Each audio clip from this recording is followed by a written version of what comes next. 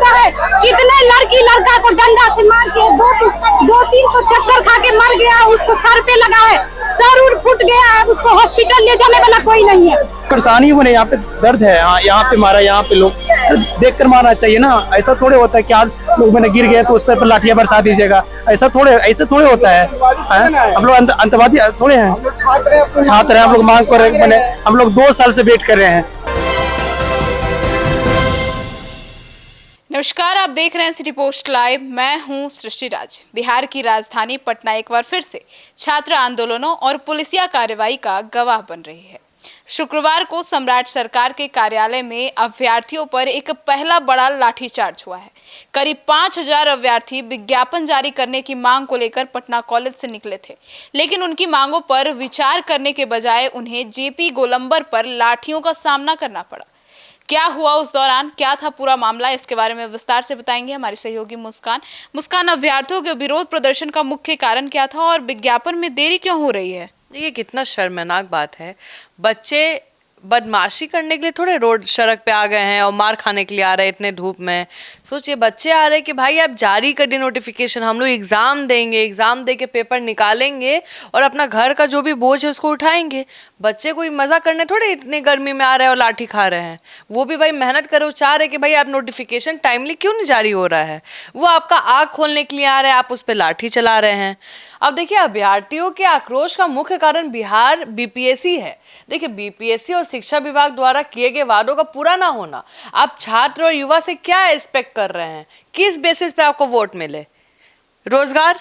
आप रोजगार ही नहीं दे पा रहे, आप बेसिक एग्जाम नहीं कंडक्ट करा पा रहे। आप सोचिए, छात्र नेता दिलीप के अनुसार बीपीएससी परीक्षा नियंत्रक ने 16 अप्रैल को एक पॉडकास्ट में दावा किया था कि तैयारी 4 का विज्ञापन 3 से 4 दिन में आ जाएगा और अप्रैल के अंत तक आवेदन शुरू हो जाएंगे। आज 8 मई 2026 होने के बावजूद विज्ञापन जारी नहीं हुआ। इसके अलावा सोचिए कि विभाग ने पहले 46,595 पदों की स्वीकृति भी दी है।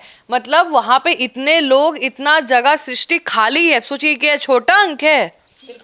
और बिहार में कितने बेरोजगार अच्छे युवा, पढ़े लिखे युवा बैठे हुए, और इतना जब जगह खाली है, विभाग ने दे दिया कि यहाँ इतना इतना रिक्त स्थान है। भाई आप जल्दी जल्दी एग्जाम लीजिए, एग्जाम लेके रिजल्ट निकालिए और बच्चों को वो जगह भरने दीजिए। आप सोचिए, जिसे बाद में वापस लेकर वार्षिक कैलेंडर में डाल दिया गया। अब सोचिए, इस प्रशासनिक देरी और संवाद की कमी ने अभ्यर्थियों को सड़क पर उतरने को मजबूर किया। और उनके पास चारा क्या है? मर्डर करे वो लोग, चोरी डकैती करे, तब ठीक लगेगा, जेल में टाइमली आप लोग भेज दीजिएगा। लेकिन आप लोग से एग्जाम का कैलेंडर, बच्चों के लिए एग्जाम का टाइम से कंडक्ट मत कराइएगा। तो मुस्कान, ऐसे में पटना में ये जो लाठीचार्ज हुआ है उसका टाइमलाइन क्या था उस घटना की? देखिए, शुक्रवार को प्रदर्शन की शुरुआत हुई है और हिंसा तक का सफर कुछ इस प्रकार रहा। सुबह 10 बजे पटना कॉलेज से करीब 5000 अभ्यर्थियों ने मार्च शुरू किया। सुबह 11:30 बजे पुलिस ने जेपी गोलंबर में भारी बारकेडिंग करके जो वहां पे बच्चे आए थे उनको रोका गया। दोपहर 1 बजे प्रशासन ने स्थिति को नियंत्रित करने के लिए 3 बसों में अतिरिक्त लाठियां, वाटर कैनन, आंसू गैस के गोले, देखिए आंसू गैस हमको समझ में आता है, वाटर कैनन समझ में आता है, लाठी, अरे भैया बात से भी तो आप समझा सकते हैं। वो लोग, भाई आप सोचिए, ये लोग कहाँ बैठने आ रहे हैं? क्या ये लोग देश को खाने के लिए आ रहे हैं? आपके बिहार को डुबाने के लिए आ रहे हैं? भाई यही तो बैठेंगे। आपके ऑफिसर बन के कौन बैठेगा? आपके टीचर बन के आपके सिस्टम में कौन बैठेगा? सिस्टम फ्यूचर है आपके, और आप उन पे लाठी बरसा रहे हैं। क्रिमिनल को आप लोग माला पहनाते हैं, क्रिमिनल से आप लोग पैसा लेते हैं। और जो स्टूडेंट हैं, जो अपना भविष्य बनाना चाह रहे हैं, बिहार का भविष्य सुधारना चाह रहे हैं, उनके लिए लाठी दम अच्छा सुंदर सुंदर लाठी मंगा रहे हैं। दोपहर 2 बजे अभ्यर्थियों ने बैरिकेडिंग तोड़ने की कोशिश की, जिसके जवाब में पुलिस ने सीधे लाठी चार्ज कर दिया। किसके आदेश पे किया गया अभी इसका कोई सूत्र नहीं है। मतलब वाटर कैनन भी नहीं और आंसू गैस भी नहीं। देखिए, वाटर कैनन और आपको बता दें जो आंसू गैस का इस्तेमाल सीधे बल प्रयोग से भगदड़ मच गई, ये हुआ है, ये पहले होता है, ठीक है। वाटर कैनन, आंसू कि भाई आदमी रोए और भाग जाए, फिर पानी किया जाता है कि भीगने के डर से भाग जाए। बच्चे तब नहीं गए। अब सोचिए, आप भीगी हुई हैं और आपको एक लाठी मारा, आपको कितना चोट लगेगा? कहते हैं ना, भिगा भिगा के मारा जाता है। वैसे ये तो क्रिमिनल लोग को भी ऐसा हमको लगता है ट्रीटमेंट मिलता होगा जैसे अभ्यर्थियों को मिल रहा है। आप भिगा भी रहे, मार भी रहे। भाई आप 10 आदमी लड़का को पकड़िए, 10 आदमी से पूछिए क्या बात है, वो लोग अपना नोटिस लिख के देगा, आप वो बात अपने सीनियर को दीजिए, सीनियर तक पहुंचाइए। वो बच्चा लोग अगर बदमाशी करे तो आप लाठी मारिए, किसी को गाड़ी पे ठोक दे तो मारिए। वो लोग जा रहे हैं, जाम कर रहा है तो आप बोलिए प्यार से कि साइड हो जाइए। अगर वो तब भी नहीं जा रहे तो अपने सीनियर से बात करिए। लाठी कोई सॉल्यूशन ही नहीं है बच्चों पे लाठी उठाना। सोचिए भगदड़ मच गया और कई अभ्यर्थी गंभीर रूप से घायल हो गए हैं।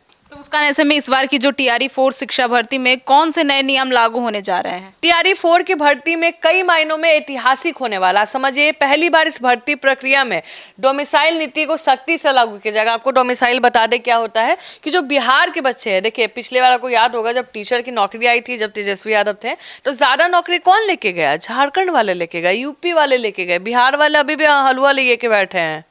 नौकरी मिला किसको? तो डोमिसाइल नीति का फायदा होता है। जैसे अगर आप यूपी में जाती है ना सृष्टि कोई गवर्नमेंट जॉब के लिए, तो वहाँ पे डोमिसाइल को पहले, वहाँ का जो यूपी का बच्चा होगा उसको पहले ज़्यादा प्रेफरेंस मिलेगा, आपको बाद में मिलेगा। तो बिहार में भी बच्चों ने भाई मांग की थी और बिहार में भी डोमिसाइल अब लागू हुआ है। तो जिसका अर्थ है कि बिहार के स्थायी निवासियों को प्राथमिकता दी जाएगी, या मान लीजिए आरक्षण का एक विशेष लाभ मिलेगा। कक्षा 1 से 12 तक के शिक्षकों के साथ साथ SC SC और पिछड़ा वर्ग कल्याण विभाग के अंतर्गत आने वाले स्कूल में शिक्षक और प्रधानाध्यापक मतलब प्रिंसिपल के पदों की भी भर्ती होगी। अब समझिए कि विज्ञापन जो है आयोग सभी श्रेणियों के लिए एक संयुक्त विज्ञापन जारी करने की योजना बना रहा है और कहीं ना कहीं ये खबरें सामने आ रही है। तो शिक्षा मंत्री मिथिलेश तिवारी और केंद्रीय मंत्री चिराग पासवान भी इस पर कुछ प्रतिक्रिया दिए हैं, तो क्या उन्होंने? बिल्कुल, देखिए सत्ता पक्ष के भीतर इस मुद्दे पर दो अलग अलग सुर सुनाई दे रहे हैं। मिथिलेश तिवारी आपको पता है शिक्षा मंत्री बने हैं, कल ही ओथ लिए हैं। उन्होंने पदभार संभालते ही कहीं ना कहीं आश्वासन दिया है और हमारे पास आपको बता दें इंटरव्यू भी अभी जस्ट दिया है उन्होंने, और इंटरव्यू में भी उन्होंने कई वादे किए हैं शिक्षकों के लिए, अभ्यर्थियों के लिए और बिहार के आने वाले एजुकेशन सिस्टम के लिए। उन्होंने कहा है कि समस्याओं का समाधान होगा, कल पर नहीं टाला जाएगा और वे अधिकारियों के साथ बैठकर आज ही हल निकालने की कोशिश करेंगे। ये बड़ा बयान है। अब देखना है कि क्या ये बस बयान है कि या इस पे काम भी होगा। और आपको बता दें चिराग पासवान थोड़ा आक्रामक है। चिराग पासवान को ये घटना बिल्कुल निंदा कर रहे हैं। चिराग ने बोला कि लाठीचार्ज को दुर्भाग्यपूर्ण बताते हुए उन्होंने कहा है कि लोकतंत्र में युवाओं को अपनी मांग रखने का हक है। हालांकि उन्होंने अभ्यर्थियों से थोड़ा धैर्य रखने की भी अपील की है क्योंकि मंत्रिमंडल का विस्तार हाल ही में हुआ है, लेकिन इससे मंत्रिमंडल का कोई लेना देना नहीं है। सृष्टि ये एडमिनिस्ट्रेशन का काम है, आप वहां पे ऑफिसर का काम है, उसमें मंत्रिमंडल का क्या काम है?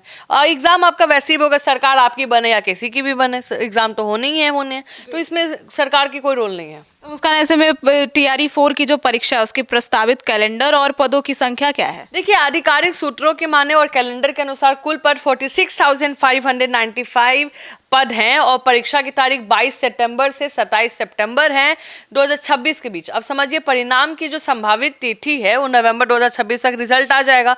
चूंकि परीक्षा में अब कुछ ही महीने शेष हैं, अभ्यर्थी चाहते हैं कि जल्द से जल्द नोटिफिकेशन जारी हो कि भाई हम लोग भाई उस पर अब काम करना शुरू करें, अपना टिकट कराएंगे। सारे बच्चे आपके पटना में रहते हैं, सारे बच्चे आपके आप जहां जहां दीजिएगा वहां वहां है नहीं ना। आप टाइम दीजिएगा उस हिसाब से ना वैसा प्रिपरेशन होगा। आप बोलिएगा कि भाई 7 महीने बाद होगा तो बच्चा 7 महीने बाद के हिसाब से प्रिपरेशन करेगा। आप बोलिएगा 2 महीने के हिसाब से अलग प्रिपरेशन होगा, 7 महीने के हिसाब से अलग प्रिपरेशन होगा।